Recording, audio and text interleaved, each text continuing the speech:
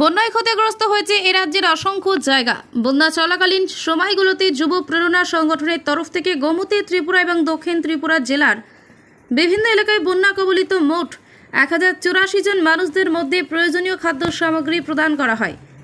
এবার বন্যায় ক্ষতিগ্রস্ত খোয়াই ত্রিপুরা জেলার বনগড় এলাকায় যুব প্রেরণা সংগঠনের মাধ্যমে 150 জন মায়েদের মধ্যে শাড়ি এবং সাজার সামগ্রী প্রদান করা হয়।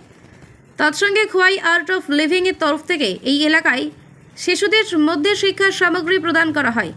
এই সংগঠনের আগেও গত 29 তারিখ আগরতলা তুলসীবতী বালিকা বিদ্যালয়ে হওয়া অনুষ্ঠানে জনগণের দেওয়া শাড়ি সহ মায়েদের সাজার সামগ্রী থেকে মোট 150টা শাড়ি উদ্যোক্তারা যুব প্রেরণা সংগঠনের হাতে তুলে দেন। তাদের এই উদ্যোগকে সাধুবাদ জানিয়েছেন শুভবুদ্ধি মহল।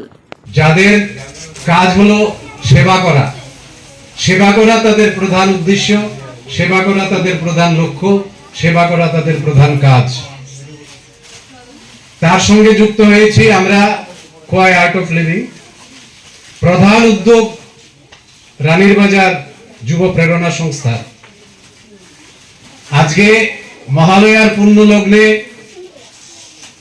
সেবা করা একটা পুণ্য কাজ। তো আমরা আপনাদের মাঝে সেবা করতে এসেছি। আপনারা যারা মহিলারা আছেন তারা একজন একজন করে আসবেন। আমরা আপনাদের হাতে কাপড়টা তুলে দেব। এই বক্সের ভেতরে সাজার জিনিসও রয়েছে। সঙ্গে যারা স্কুলে পড়ে, যাদের খাতা নষ্ট হয়ে গেছে ফ্লাডে, বন্যায়, তাদেরকে আমরা খাতাও দেব। তো সবার প্রতি আমার অনুরোধ থাকবে আপনারা দয়া করে একজন একজন করে আসবেন। নমস্কার।